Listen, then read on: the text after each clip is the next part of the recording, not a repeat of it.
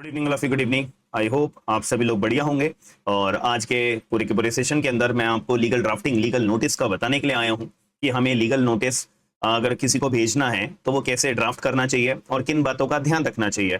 आज की जो ये सेशन अगर किसी बच्चे ने या किसी लॉ स्टूडेंट ने या यंग एडवोकेट ने पूरा का पूरा अटेंड कर लिया, मैं उनको चैलेंज देता हूं कि आपको कभी भी लीगल नोटिस ड्राफ्ट करने के लिए कभी दिक्कत नहीं आएगी और पॉइंट टू पॉइंट आपको हर एक चीज पता रहेगी। क्लाइंट को कैसे डील करना होगा, क्लाइंट से हमारी क्या रिक्वायरमेंट होगी, ये आपको पता होगी। तो अगर ये बात अगर आपको पता है या जाननी है, या आपको अगर कुछ भी लगता है कि मैं लीगल ड्राफ्ट अपना नोटिस अगर ड्राफ्ट करता हूं तो उसमें मैं ये पॉइंट्स ऐड ऑन करता हूं, तो कमेंट बॉक्स के अंदर अपनी बातों को जरूर रखिएगा। मेरे लिए भी फायदेमंद रहेंगी और जो बच्चा या जो लॉ स्टूडेंट या यंग एडवोकेट देख रहे होंगे उनके लिए भी फायदेमंद होगी। और मेरी आप लोगों से, सभी लोगों से रिक्वेस्ट है कि आप लोग पूरा ये सेशन देखते तो हो लेकिन लाइक नहीं करते हो और लोगों को शेयर नहीं करते हो। तो मेरी रिक्वेस्ट ये है कि हम इस पर्टिकुलर सेशन का लाइक्स का टारगेट रखते हैं 500 लाइक्स का। तो अगर आपके 500 लाइक्स क्रॉस हो जाएंगे तो उसके बाद मैं आपको नेक्स्ट एक बहुत ही सरप्राइजिंग जो है लीगल ड्राफ्टिंग का सेशन लेकर आऊंगा जो आपको कहीं देखने को नहीं मिलेगा। और मैं ये बात भी चैलेंज करता हूं कि अगर आपने पूरी वीडियो देखी है या देखोगे तो आपको बेहतर लीगल नोटिस के अंदर ड्राफ्टिंग आपसे कोई बेहतर कर नहीं पाएगा, याद रखना। चलो हम बातें करते रहेंगे, मेन मुद्दे की बात हम स्टार्ट करते हैं। सबसे पहली बात, ये आपको जो ये पेज दिखाई दे रहा है, ये मैं आपको बताऊंगा कि ये प्रिपेयर करना जरूरी होता है कोई भी ड्राफ्टिंग करने से पहले, अपना माइंड मेकअप करने के लिए।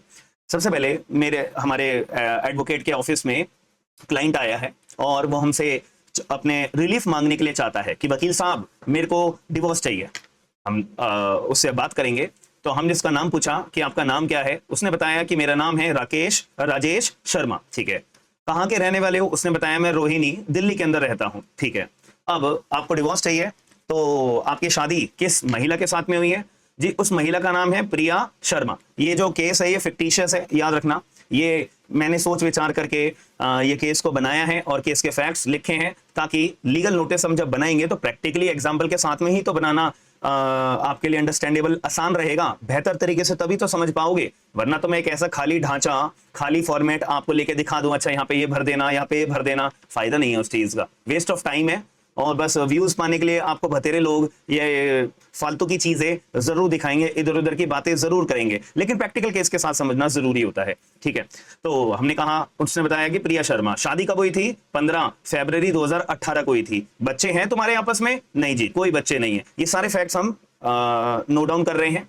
ठीक है, अब उसने मुझे बताया कि वकील साहब 2021 के समय से ना मेरे शादीशुदा जीवन में दिक्कतें आना शुरू हो गई है। यानी कि 2018 के अंदर शादी हुई है तो 18 से 19, 19 से 20, 20 से 21, यानी कि शादी के 3 सालों के बाद दिक्कतें शुरू हुई हैं हस्बैंड और वाइफ के बीच में। और हमारे पास राजेश आया है अपनी पत्नी के खिलाफ डिवोर्स केस फाइल करने के लिए। चलो जी, उसने बताया जैसा साहब 2021 के बाद से ना वकील साहब 2021 के बाद से मेरी वाइफ जो है मेरे को इंसल्ट करती रहती है। ठीक है, मेरे को डराती है, धमकाती है कि मैं तुम्हारे खिलाफ झूठे केस फाइल कर दूंगी, झूठी कंप्लेंट लगा दूंगी। ठीक है, मेरी वाइफ जो है ना मेरे खिलाफ डिफेमेटरी स्टेटमेंट्स पोस्ट करती रहती है सोशल मीडिया पे, फेसबुक हो गया, इंस्टाग्राम हो गया, वगैरह वगैरह। ठीक है, और भाई मेरे जो जानने वाले हैं वो मेरी वाइफ के आईडी में भी हैं, तो वे मेरे वाइफ के स्टेटस देखते हैं या कोई पोस्ट देखते हैं ना, तो वो मुझे कॉल करके मेरे को गलत समझने लगते हैं। तो मेरा डिफेमेशन मेरे वाइफ जो है कर रही है। ठीक है, वाइफ जो है ना वो इनएप्रोप्रिएट रिलेशनशिप 2 आदमियों के साथ भी उसने रखा हुआ है। ठीक है, इसका मतलब ये है कि हस्बैंड जो अपनी वाइफ पे एलिगेशन लगा रहा है कि मेरी पत्नी ने 2 बॉयफ्रेंड्स रखे हुए हैं, रिलेशनशिप बना रखे हैं। ठीक है जी, अब इसकी वजह से जैसा ये वकील साहब मैं जो है ना डिप्रेशन में हूँ, सीवियर मेंटल स्ट्रेस मुझे है, वगैरह वगैरह। और हम जो है ना जनवरी 2025 से अपना अलग अलग रह रहे हैं क्योंकि मैं इतना ज्यादा मेंटली टॉर्चर हो चुका हूं और इसी वजह से जनवरी 2025 से मैं अपनी पत्नी से अलग रह रहा हूं और मेरी पत्नी अलग रह रही है। ठीक है, अब हम पूछेंगे हाँ भाई चाहते क्या हुआ? वकील साहब मुझे डिवोर्स चाहिए। ठीक है, अब उसने बोला डिवोर्स चाहिए तो सबसे पहला सवाल यह है कि क्या आपकी पत्नी भी आपको वाइफ जो है डिवोर्स देना चाहती है? म्यूचुअल डिवोर्स अगर मैं पिटीशन फाइल करूंगा तो क्या म्यूचुअल डिवोर्स के लिए आपकी पत्नी रेडी है? नहीं नहीं वकील साहब, मुझे नहीं लगता। ठीक है, अब इससे एक बात समझ में आ रहा है कि हस्बैंड को, जो हमारा क्लाइंट है, उसको वाइफ के इंटेंशंस के बारे में ज्यादा कुछ पता नहीं है। हम मुंह उठा के डिवोर्स केस डाल देंगे तो यार हमारा डिवोर्स केस फेल हो सकता है क्योंकि अभी हमें श्योरिटी नहीं है कि भाई प्रिया शर्मा जो कि रिस्पोंडेंट हम बनाएंगे तो ऐसे केस में वो उसके इंटेंशंस क्या है, मतलब हम उसके खिलाफ अगर डिवोर्स केस फाइल करेंगे तो उसका अगला कदम क्या हो सकता है, ये हमें जानना जरूरी होता है, याद रखना। ठीक है, अब इसके बाद हमने एलिगेशंस वाइफ के ऊपर क्या लगाने चाहिए वो थोड़ा सा दिमागी तौर पे अभी बातचीत के दौरान क्लाइंट के साथ चैम्बर के अंदर हम उससे कर रहे हैं। तो मेरा कहने का मतलब ये है क्लाइंट को, राजेश हम जो है ना पत्नी के ऊपर हम ये एलिगेशन लगाने की कोशिश करेंगे कि पत्नी ने तुम्हें जो है मेंटली हरेश करके रखा हुआ है, ठीक है, 2021 के बाद से, और पत्नी जो है तुम्हारे फैमिली मेंबर्स के आगे झूठे एलिगेशंस लगाती है, बदनाम करती है, तुम्हारे फैमिली मेंबर्स को झूठे केसेस फाइल करने के लिए परेशान करती है, ठीक है, रिलेटिव्स के सामने, बाहर की दुनिया के सामने पति की जो है यानी तुम्हारी जो है रेपुटेशन बिल्कुल डाउन करके रखती है, डैमेज करके रखती है। 2 आदमियों के साथ में उसका एक्स्ट्रा मैरिटल रिलेशनशिप है, ठीक है। अब वाइफ ने जो है मैट्रिमोनियल ऑब्लिगेशन परफॉर्म करने से मना कर दिया है। मैट्रिमोनियल ऑब्लिगेशन का मतलब क्या होता है भाई, आप एक शादीशुदा जीवन में हो तो साथ रहने के बाद में जो मैट्रिमोनियल शादीशुदा जो कर्तव्य होते हैं, ड्यूटीज होती हैं, वो निभानी चाहिए। वाइफ ने मना करा हुआ है, हम ये एलिगेशन लगाएंगे ना। और वाइफ का जो कंडक्ट है वो हस्बैंड के लिए सीवियर मेंटल क्रुएल्टी का है, जिसकी वजह से जो पति है, राजेश है, जो आप है, वो बहुत ज्यादा परेशान हो रहे हो। अब एट द एंड आप डिवोर्स चाहते हो, ठीक है। अब याद रखना हमेशा कि जब हमारी बातचीत पूरी हो जाएगी, अब ये तो मैंने आपको 2 मिनट के अंदर बता दिया, लेकिन जब आप क्लाइंट से बात करोगे तो 2 मिनट में नहीं बता पाएगा ना, वो तो सोच सोच के बताएगा कि मेरे साथ क्या क्या बातें हुई हैं। हम उससे पूरी कोशिश करेंगे आप जितने ज्यादा फैक्ट्स हो सकते हैं हमें बताओ, ताकि हमें केस प्रिपेयर करने के लिए और लीगल नोटिस प्रिपेयर करने के लिए उतनी ही आसानी रहेगी, ठीक है। तो ज्यादा से ज्यादा हम उससे पूछेंगे ना, जब भी तो वो जवाब देगा। अब वो पहले से सोच के थोड़ी ना आता है क्लाइंट, तो लीगल टैक्टिक्स जो होती हैं वो हम उससे सवाल पूछ के जवाब निकलवाने की होती है, और उसकी एक एक बात को ध्यान से सुनना बहुत जरूरी है, ठीक है। चलो अब हम उससे बोलेंगे कि भाई हस्बैंड तुम्हारे पे प्रूफ क्या क्या है, प्रूफ तो होने चाहिए ना तुम्हारे पास। अब मैं सीधा डिवोर्स केस फाइल कर दूं, जैसा मेरी पत्नी ने ऐसा करा, मेरी पत्नी ने वैसा करा, जैसा पूछेंगे ना वकील साहब प्रूफ है कोई, जैसा प्रूफ नहीं है मेरे पास, और जैसा क्लाइंट से मैं प्रूफ लेना भूल गया हूं, 2 मिनट लगेगी, जुर्माना लगाएंगे जज साहब और केस डिसमिस कर देंगे। इसीलिए सबसे पहली बात, आपकी और आपकी पत्नी की शादी हुई है, यानी राजेश शर्मा प्रिया शर्मा की शादी हुई है, तो भाई कोई तो प्रूफ होगा ना शादी का। जैसे कि आपको देखो ठीक है, हिंदू मैरिज एक्ट की अगर मैं बात करूं, हिंदू शादी हुई है दोनों की, हिंदू है नाम से पता लग रहा है, ठीक है, अगर ये हिंदू है तो कोई तो प्रूफ होगा ना। तो मैं उनसे बोलूंगा भाई आपके पास मैरिज सर्टिफिकेट होना चाहिए, या वेडिंग की फोटोग्राफ हो, साथ में मैरिज इन्विटेशन कार्ड हो, ये तीनों चीजें मांगनी है, याद रखना। मैरिज रजिस्टर्ड कराने का सर्टिफिकेट इशू होता है ना, वो जरूरी होता है, उससे मतलब एक प्रूफ हो जाता है, कानूनी दस्तावेज वो एक आ जाता है ना, तो वो बहुत सॉलिड प्रूफ हो जाता है मैरिज का। उसके बाद आ जाता है डिफॉर्मेशन का कोई एविडेंस, जैसे कि तुम कह रहे हो कि भाई तुम्हारी पत्नी जो है बदनाम करती है तुम्हें 10 जगह पे, तो सोशल मीडिया की कोई पोस्ट होगी, व्हाट्सएप की कोई चैट होगी, फेसबुक की कोई पोस्ट होगी, इंस्टाग्राम की कोई पोस्ट होगी, ऑडियो रिकॉर्डिंग होगी, अगर तुम लीगली उसे ऑब्टेन कर सकते हो, ऐसा नहीं है ना दूसरे का फोन उठा के, राइट टू प्राइवेसी का ब्रीच। हालांकि इसका भी टैक्टिक्स होती है, इसका भी एक सॉल्यूशन होता है कि ठीक है, वो बाद में बताऊंगा मैं आपको। ईमेल्स कोई हो या कोई मैसेज किसी रिलेटिव को भेजा गया हो वाइफ के द्वारा कि देखो पति ऐसा करता है वैसा करता है, तुम लोगों ने तो इसे शरीफ समझा था, ये तो ऐसा है वैसा है, ऐसी कोई डिफेमेशन एविडेंस है। अब क्रुएल्टी की कोई एविडेंस है कि तुम्हारी पत्नी तुम्हारे साथ क्रुएल्टी करती है, तो भाई व्हाट्सएप की chat, SMS, audio recording, video recording, CCTV footage, witness कोई हो, कोई मेडिकल रिकॉर्ड होना चाहिए, ठीक है। जिससे कि मान लेते तुम कह रहे हो कि तुम स्ट्रेस में हो, डिप्रेशन में हो, तो तुम्हारा कोई स्ट्रेस या डिप्रेशन का ट्रीटमेंट चल रहा है क्या, कोई डॉक्टर को तुम दिखा रहे हो, वो डॉक्टर का पर्चा है और वो डॉक्टर ने दवाइयां जो लिखी हुई हैं वो स्ट्रेस या डिप्रेशन की लिखी हुई हैं, बीपी की बीमारी तुम्हें हुई है, ऐसा कोई रिकमेंडेशन या ऐसा कोई प्रिस्क्रिप्शन है क्या, वो प्रूफ के तौर पे हम लगाएंगे ना फिर, ठीक है। अब एविडेंस ऑफ थ्रेट कि तुम्हारे को झूठे केसेस लगा दूंगी, तुम ऐसा कह रहे हो, तो इसके रिगार्डिंग कोई प्रूफ, ठीक है। ये आपको स्क्रीन के ऊपर सारी चीजें दिखाई दे रही होंगी। अब एक्स्ट्रा मैरिटल, ये बहुत ज्यादा इंपॉर्टेंट है, ये इसको इंपॉर्टेंट पार्ट मान के चलो। अब आप ना किसी इंसान के ऊपर लांछन लगा रहे हो कि भाई इसका 2 आदमियों के साथ या 2 लोगों के साथ में एक्स्ट्रा मैरिटल रिलेशनशिप है, तो ये ना बहुत ही बड़ा पॉइंट होता है। अब ये एलिगेशन लगाने के लिए आपके पास स्ट्रॉन्ग प्रूफ होना चाहिए। अब यहाँ पे सुप्रीम कोर्ट ऑफ इंडिया ने भी बतेरे जजमेंट्स में एक बात क्लैरिफाई करा है कि केवल और केवल शक के आधार पे आप किसी का कैरेक्टर एसेसिनेशन नहीं कर सकते, कि मेरे को शक है कि मेरी वाइफ का अदर कोई रिलेशनशिप है। भाई तुम्हें शक है, कोई प्रूफ है तुम्हारे पास, और किसी केवल अपने शक के बिना पे आप किसी व्यक्ति का कैरेक्टर एसेसिनेशन कर रहे हो, कभी नहीं कर सकते। तो आपके पास प्योरली फोटोग्राफ होनी चाहिए, होटल के रिकॉर्ड होने चाहिए, ट्रैवल के रिकॉर्ड होने चाहिए, चैट्स, ईमेल, सोशल मीडिया का कम्युनिकेशन, विटनेस की स्टेटमेंट, ये स्ट्रांग होनी चाहिए। मतलब मैं ये बोलूंगा ये सारे रिकॉर्ड लेने हैं आपको, ठीक है।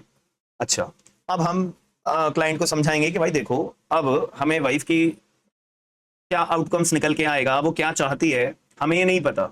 तो वो जानने के लिए देखो, हम डिवोर्स केस तो फाइल कर लेंगे, कोई दिक्कत नहीं है, लेकिन केस को मजबूत बनाने के लिए कि ताकि आपको रिलीफ एज एन एडवोकेट हम जल्द से जल्द दिला पाए, तो उसके पहले ना हमें लीगल नोटिस भेजना सही रास्ता होगा। तो हम जो है वाइफ को एक लीगल नोटिस भेजेंगे और उसके ऊपर एक वार्निंग देंगे, एक टाइम बाउंडेशन लगाएंगे कि भाई इतने दिन में तेरे को रिप्लाई करना है। अगर रिप्लाई नहीं आता तब तो हम भागेंगे फिर डिवोर्स केस फाइल करने के लिए। तो एक लीगल नोटिस, जब इतना टाइम रुक गए हो तो एक लीगल नोटिस के लिए भी रुक जाओ, ठीक है। तब 14 पॉइंट्स हमें ध्यान रखने हैं लीगल नोटिस को ड्राफ्ट करते दौरान। पहला, ये पूरी सीक्वेंस मैंने बता दिया, हालांकि भी पूरा मैं दिखाऊंगा आपको, एक एक चीज दिखाऊंगा, टेंशन मत लो, ठीक है। तो ये 14 पॉइंट्स आपको याद रखने हैं। पहला तो एडवोकेट की डिटेल्स आपको लिखनी है। अरे एडवोकेट का लेटर है, यहाँ पे लिख लो यार, ये लेटर हेड होता है, एडवोकेट लेटर हेड होता है, ठीक है। ये एडवोकेट के लेटर हेड पे बनेगा। डेट लिखी जाएगी किस दिन ये लीगल नोटिस इशू हुआ है। एड्रेस रिस्पोंडेंट वाइफ का, ये मैं हमारे केस में तो वाइफ है ना, हम जिसको भेज रहे हैं, वाइफ का आपको जो है एड्रेस डिटेल डालनी है। सब्जेक्ट लाइन लिखनी है कि भाई हाँ आपका लीगल नोटिस किस पर्पस के लिए है। क्लाइंट की इंट्रोडक्शन पूरा देना है, क्लाइंट का पूरा नाम, एड्रेस, पता, ये सब, ये हस्बैंड का, ठीक है। हस्बैंड हमारे केस में राजेश है।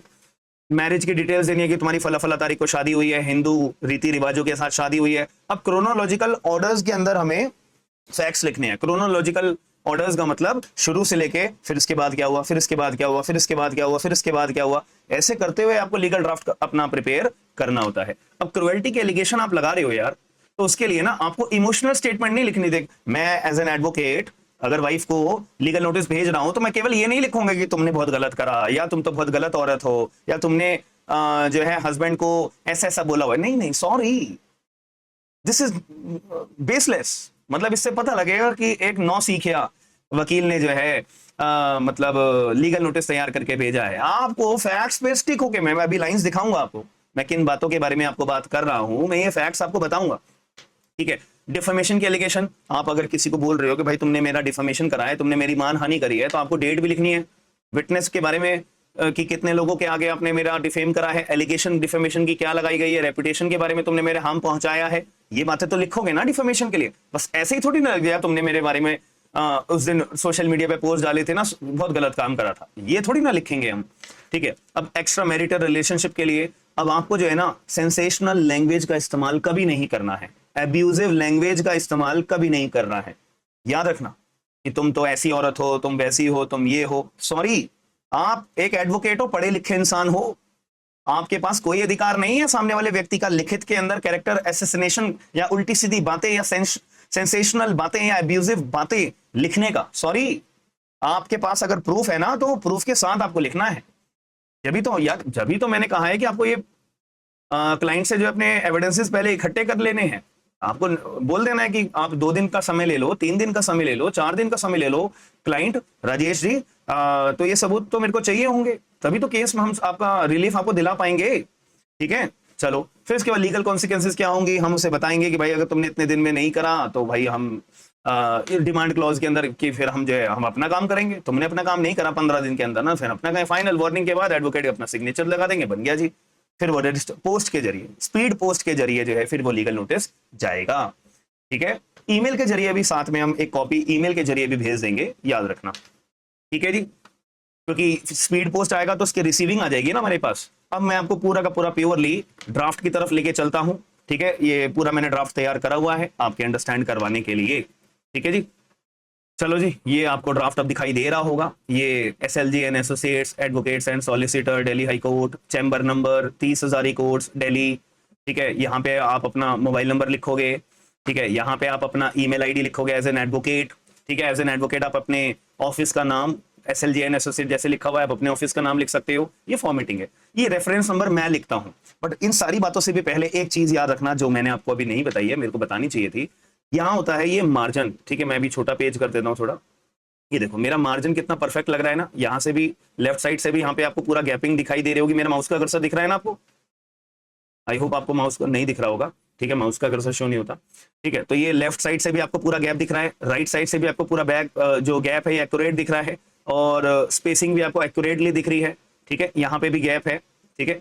अब ये थोड़ा सा ज़्यादा गैप हो गया, इसको हम बस थोड़ा सा सॉफ्टवेयर के साथ में मर्ज होती है तो थोड़ी सी फॉर्मेटिंग हिल जाती है, ठीक है, बट डजंट मीन दैट।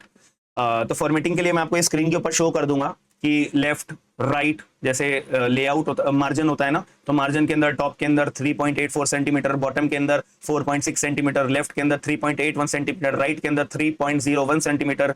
फिर आप बराबर में लेआउट पे क्लिक करना। लेआउट आपको कैसे रखना है, लेआउट का हेडर जो है 1.7 सेंटीमीटर, फुटर जो है 1.6 सेंटीमीटर। बस ये करने के बाद में आपका पूरा एक्यूरेट अपना ये तैयार लीगल नोटिस का जो फॉर्मेटिंग है। हालांकि ड्राफ्टिंग कभी भी कर रहे हो हमेशा ऐसे ही पेज पे करना, मैं आपको यही रिकमेंड करूंगा, ठीक है। अब आपको लिख रहा होगा, लग रहा होगा सर ये फॉन्ट कौन सा यूज कर रहा है, भाई लीगल नोटिस के लिए मैं ये फॉन्ट इस्तेमाल करता हूं, आपका कोई और फॉन्ट हो सकता है इस्तेमाल करने का, या आपके जो सीनियर होंगे जहां पे आप इंटर्नशिप कर रहे होंगे उनका अलग फॉर्मेटिंग वो रख सकते हैं, जो क्या बोलते हैं टेक्स्ट का जो ये फॉन्ट है मैं ये रखता हूँ कोरियर न्यू के नाम से, ये मेरा है। और मैं जो साइज होता है टेक्स्ट का वो 14 रखता हूं जैसे मैंने आपको अपनी प्रीवियस वीडियो के अंदर भी बताया था, लीगल नोटिस जब भेजना होता है मैं कोरियर न्यू के नाम से ही अपना फॉन्ट रखता हूं। आपका अलग हो सकता है, डज नॉट मैटर कि आप गलत हो या मैं सही हूं या वगैरह वगैरह, आप अपनी जगह सही हो। ये रेफरेंस नंबर के लिए मैं रखता हूं LN का मतलब लीगल नोटिस, आयुष जैन, प्रिया शर्मा, राजेश, ये क्लाइंट है। ये रेफरेंस नंबर ये मैं अपने रिकॉर्ड के लिए मेंशन करके रखता हूँ। यहाँ डेट डालेंगे, डेट डालना बहुत जरूरी है रखना, 14 पॉइंट्स बताए थे, डेट डालना बहुत जरूरी है। अब ये स्पीड पोस्ट के जरिए रजिस्टर्ड, ये REGD का मतलब है रजिस्टर्ड एड्रेस, ठीक है, किसको जा रहा है जी, to Mrs Priya Sharma, wife of Rajesh Sharma. पूरा कंप्लीट एड्रेस आपको लिखना है रिस्पोंडेंट का और उनका मोबाइल नंबर लिखना है, ठीक है जी। मोबाइल नंबर नहीं पता है डजंट मैटर, स्टिल अगर जितनी डिटेल्स आपको पता है वो सारी कंप्लीट एड्रेस के साथ यहाँ उनका एड्रेस लिख देना है। सबसे जरूरी है रिस्पोंडेंट का एड्रेस टॉप पे आना।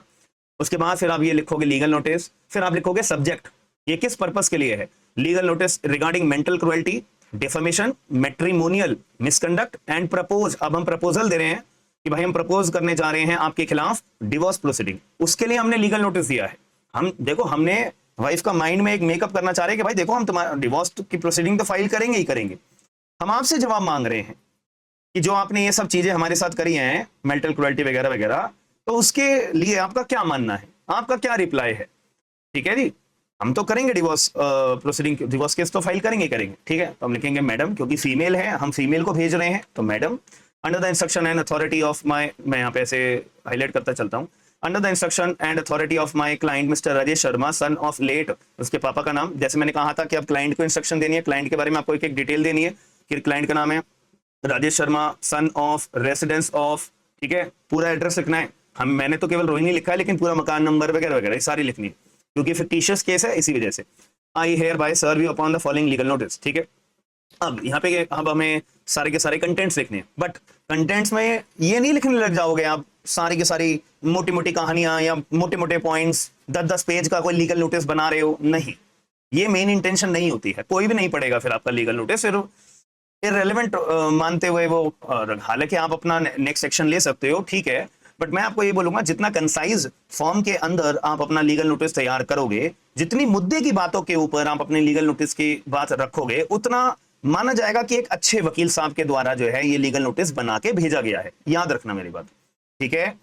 ये जरूरी नहीं है 10-10 पेज का कोई लीगल नोटिस बनाओगे तो आपका लीगल नोटिस बढ़िया बनाए, नो सॉरी, ठीक है। मेन इंटेंशन है क्लाइंट ने जो जो बातें हमें बताई हैं, क्लाइंट के जो जो दुख हैं, उनकी बातें हैं, वो सारे पॉइंट्स कंसाइज फॉर्म में फैक्ट्स के साथ में आपने लिख दिए हो।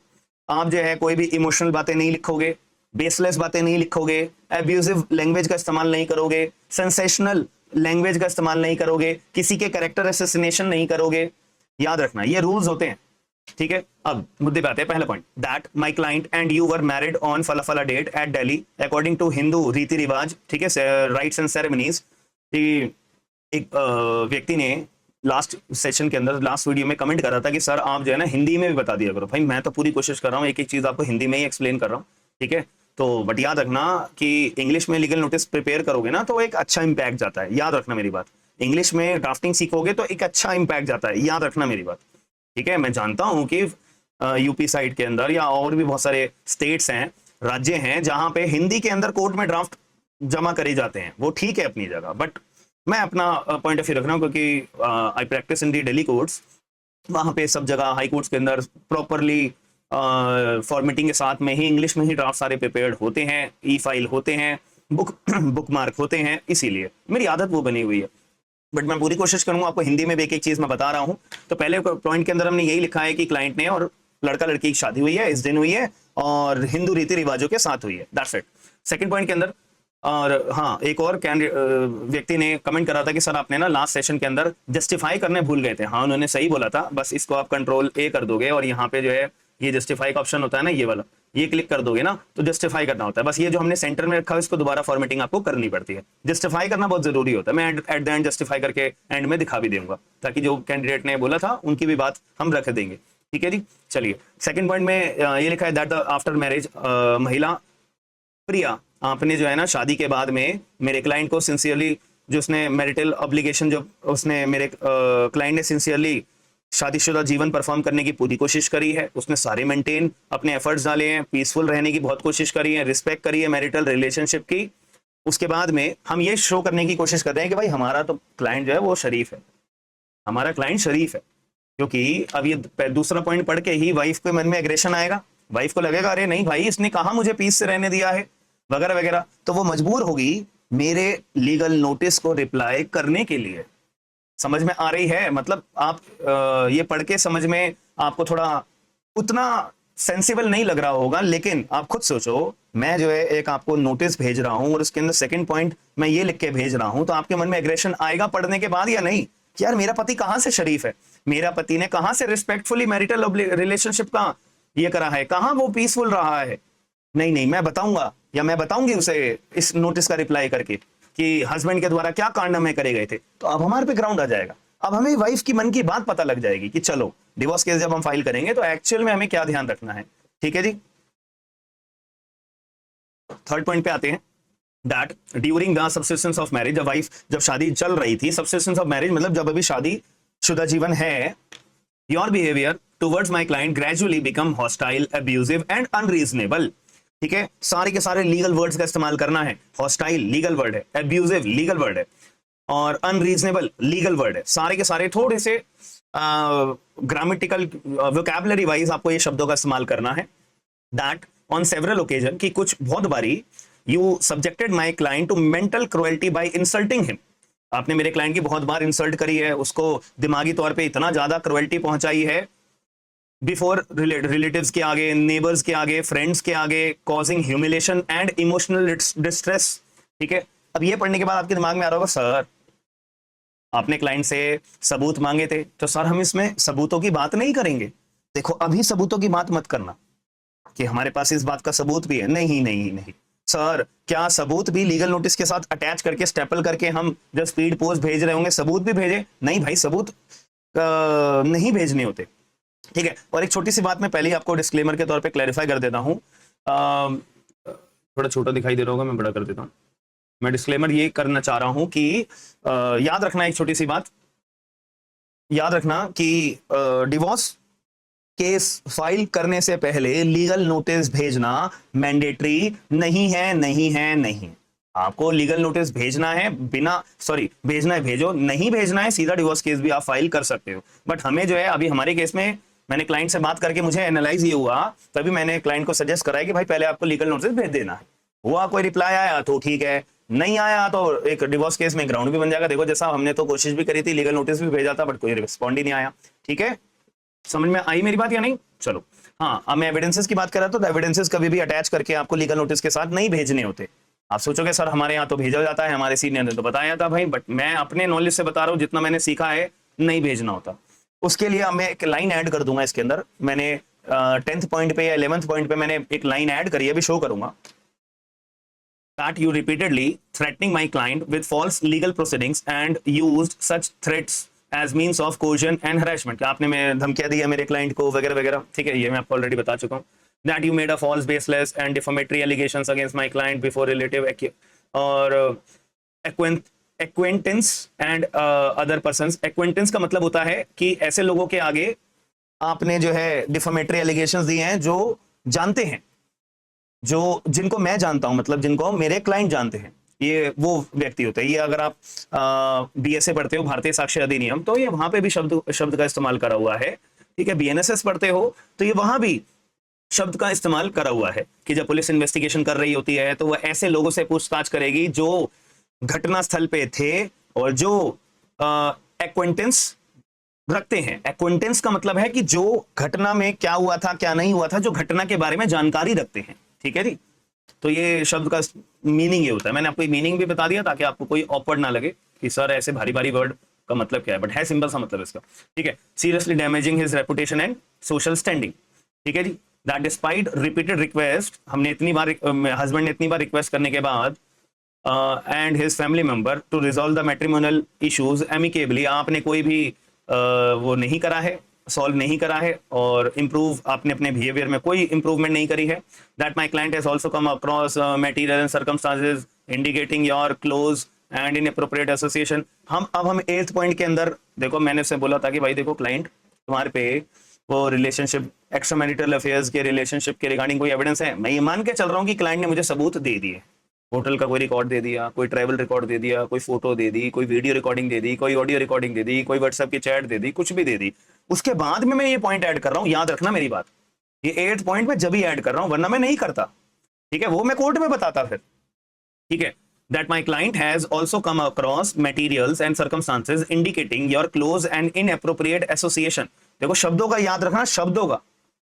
ठीक है, inappropriate association with the certain individual, उसका नाम भी लिख रहा हूं मैं, मिस्टर ए नाम का व्यक्ति और मिस्टर बी नाम का व्यक्ति। सच circumstances create serious mistrust, matrimonial distort and mental agony for my client. मैंने कोई भी अलग तरीके का मतलब वर्ड का इस्तेमाल नहीं करा है। मतलब अब ये लाइन पढ़ने के बाद आपको क्या पता लग रहा है, अरे भैया तुम्हारा में एक्स्ट्रा मैरिटल रिलेशनशिप रहा है मिस्टर ए के साथ में, मिस्टर बी के साथ में। अब ये मैं डायरेक्टली बोल रहा हूं, कितना अजीब लग रहा है, लेकिन अब इसको मैं थोड़ा लीगल टर्मिनोलॉजी में शब्दों का इस्तेमाल में क्या कर रहा हूं, आप ये सीखिएगा। ये शब्दों को रट लो, इनएप्रोप्रिएट एसोसिएशन, ये वर्ड रट लो, इनएप्रोप्रिएट एसोसिएशन। अब इसकी वजह से सीरियस मिसट्रस्ट हुआ है, भरोसा टूटा है, मैट्रिमोनियल डिस्टॉर्ट, शादीशुदा जीवन टूटा है, मेंटल एगोनी, दिमागी तौर पे परेशान हुआ हूं। ये 3-4 शब्द हैं जो आपको कहां से कहां पहुंचा देगी, याद रखना। मतलब राइटिंग स्किल्स को as an advocate, that your act, आपका जो भी एक्ट है, कंडक्ट है, बिहेवियर है, उसकी वजह से मेंटल पेन हुआ है, इमोशनल ट्रॉमा पहुंचा है, सफरिंग माय क्लाइंट, ये बेसिक बातें ये लिखनी होती है। ठीक है, जितना दर्द आप लिख सकते हो कि भाई देखो कितना परेशान है मेरा client. That due to your continuous conduct matrimonial relationship between the parties have broken down completely. ठीक है, and the parties have been residing separately since January 2025। ये डेट भी हम उसको फैक्ट बता रहे हैं जो हमारे क्लाइंट ने हमें बताई थी कि 2025 से जनवरी के महीने से हम अलग अलग रह रहे हैं। अब मैं 11th पॉइंट के अंदर ये बात लिख रहा हूं, वो जो मैं आपको कह रहा था कि मेरे पास सबूत भी हैं तुम्हारे खिलाफ, तो इन सबूतों का इस्तेमाल करते हुए मैं जाऊंगा कोर्ट में और डिवोर्स मांगूंगा। ये कोर्ट में वहां दिखाऊंगा, तुमको क्यों दिखाऊं मैं?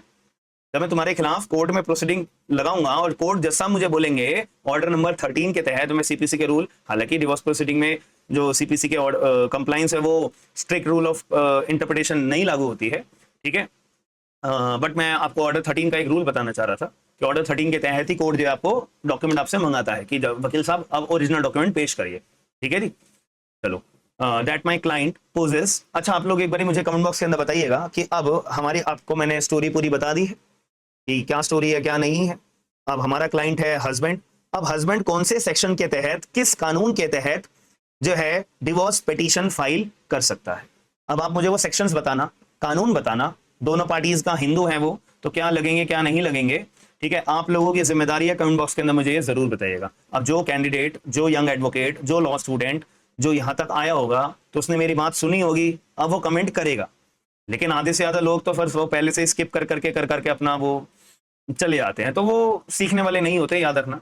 सीखने वाला वही होता है जो एक एक बात को बारीकी से पढ़कर समझकर अपने अंदर सीखने की आग पैदा करता है, याद रखना।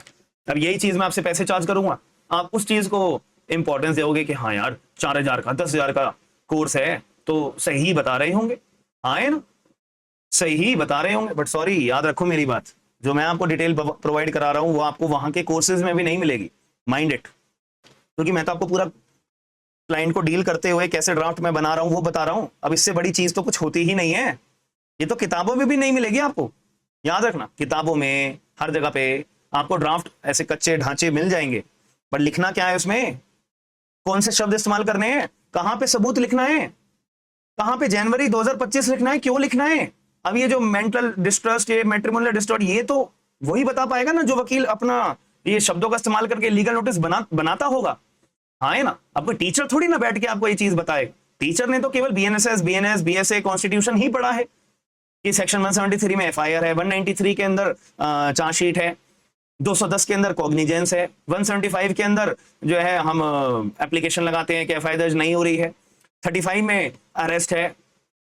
यही पढ़ा है उसने, ठीक है जी। और वही चीज आपको पढ़ाएंगे, और यहाँ पे भी आपको लॉ ही पढ़ाएंगे कि इस लॉ के तहत, यहाँ पे देखो हमने ये वर्ड लिखा है ना, इस लॉ के तहत लिखा है। सॉरी, एज एन एडवोकेट ये चीज अभी जरूरी नहीं है। लॉ पढ़ना is very very important, I am not denying it, ठीक है जी। चलो, that my client possess various documentary and electronic record including message, social media communication, photograph, call record and other relevant material supporting the facts stated herein. My client reserves, ये बहुत important line है, my client reserves his right to rely upon and produce such evidence before the competent court. मैंने साफ बोल दिया कि भाई तुझे क्यों दूं मैं जो प्रूफ, मैं कॉम्पिटेंट कोर्ट के आगे पेश करूंगा और अथॉरिटी के आगे पेश करूंगा, ठीक है। अथॉरिटी वर्ड इसलिए कि फैमिली कोर्ट भी जहाँ पे कोर्ट है, मतलब फैमिली कोर्ट नहीं है तो वहां तो कोर्ट सिविल कोर्ट में जाएगा। अब जहां पे फैमिली कोर्ट है तो अथॉरिटी फैमिली कोर्ट में जाएगा। एट द एप्रोप्रिएट स्टेज वही ऑर्डर 13 वाली बात कर रहा हूं मैं, ऑर्डर 13 वाली बात कर रहा हूं of the proceeding, that your conduct constitute mental cruelty and has tendered continuation of matrimonial relationship impossible from my parent. भैया impossible बना दिया तुम्हारी हरकतों की वजह से, शादीशुदा जीवन impossible हो चुका है, ठीक है जी। ये 12 पॉइंट लिख के मैंने अपने लीगल नोटिस को खत्म कर दिया, बात खत्म। अब उसके बाद देयरफॉर आपसे मेरी एक ही 3 रिक्वेस्ट है, 3 तरह की रिक्वेस्ट है। पहला, भाई देख छोड़ दे मेरे पति का साथ, ठीक है, और ये झूठी डिफेमेटरी स्टेटमेंट मेरे क्लाइंट के खिलाफ बनाना छोड़ दे, पहला। दूसरा, रेफरेंस और इंटरफेयर करना peaceful life reputation of my client से छोड़ दे। तीसरा कि भाई 15 दिन में तुम्हारा रिप्लाई आ जाना चाहिए, 15 दिन के अंदर, देखो विद इन 15 डेज, 15 दिन में तुम्हारा ये लीगल नोटिस पढ़ने के बाद में क्या रिप्लाई आपको, क्या आपके मन में क्या आया वो आ जाना चाहिए भाई, 15 दिन के अंदर रिप्लाई दो। Take notice that in case you fail to comply with the above demands, my client shall be constrained to initiate appropriate legal proceedings including divorce proceedings and other remedy available under the law at your sole risk as to the cost and consequences। और ये जो copy है ये अपने office के अंदर मैं further reference के लिए भी इस पर्टिकुलर लीगल नोटिस की कॉपी अपने पास रखूंगा, तो जब भी आप करा लोगे आप अपना स्टैंप और ये अपना सिग्नेचर करने के बाद इसकी फोटो कॉपी आप अपने पास रख लेना, ठीक है। अब योर सिंसियरली, एडवोकेट का अपना यहाँ पे थप्पा लग जाएगा, थोड़ा सा स्पेस दे देते हैं यहाँ पे, क्योंकि एडवोकेट का अपना वो हमारा वो भी तो लगेगा ना स्टैंप यहाँ पे, ठीक है जी। बस अपना साइन भी कर देना स्टैंप, और अपने चैम्बर का पूरा एड्रेस लिख देना यहाँ पे, मैंने तो केवल चीजें लिखा, अपने चैम्बर में पूरा एड्रेस लिख देना, ठीक है जी। बस हो गया हमारा जी लीगल नोटिस तैयार। अब बताओ इसमें क्या सीखने वाला है और क्या समझने वाला है, ठीक है जी। और ये हेडर पे लगा रखा है मैंने, ये हेडर है पूरा का पूरा। अब ये जब प्रिंट करके आएगा ना तो यहाँ पे लाइट नहीं आएगा, बहुत डार्क डार्क ही आएगा, ठीक है। जब प्रिंट करके आप पीडीएफ फाइल बनाओगे इसकी तो ये डार्क डार्क ही बना हुआ आएगा, याद रखना, ठीक है। आई होप आपको मेरे द्वारा जो ये आज की वीडियो प्रोवाइड कराई गई है पसंद आई होगी, समझ में आई होगी लीगल नोटिस कैसे ड्राफ्ट करा जाता है। अब अलग अलग फैक्ट्स होते हैं, अलग अलग केस होते हैं। अब किसी का हो गया भाई मेरी किसी ने प्रॉपर्टी हड़प ली, उसके लिए लीगल नोटिस भिजवा दो, वो अलग चीज है। किसी ने मुझे मारा पीटा है, उसके लिए लीगल नोटिस अलग है, ठीक है। तो आप लोग अपने आप सजेशन मुझे बताइएगा कमेंट बॉक्स के अंदर, अब अगली ड्राफ्टिंग आप किस पर्टिकुलर टॉपिक के रिगार्डिंग चाहते हो, और लीगल नोटिस भी अगर आप चाहते हो तो कौन से टॉपिक के ऊपर लीगल नोटिस मैं तैयार करके आपको बताऊं, ठीक है। फिक्टिशियस केस कौन सा लेकर आऊं कि सर अगर ऐसा हो गया तो हमें कौन सा हम जो केस फाइल करेंगे तो उसकी ड्राफ्टिंग लेकर आओ, तो कमेंट बॉक्स के अंदर बताइएगा। और एक याद रखना, लाइक जरूर करना है, सेशन को शेयर जरूर करना है, और चैनल का सब्सक्राइब अगर नहीं करा है तो करके रखना, क्योंकि मैं इतने एफर्ट्स आपके लिए डाल रहा हूं तो ये छोटी सी चीजें आपसे मैं जो डिमांड कर सकता हूं हक के साथ में। अगर आप ये देख रहे हो, सीख रहे हो, तो मेरा भी हक बनता है आपसे डिमांड करने का।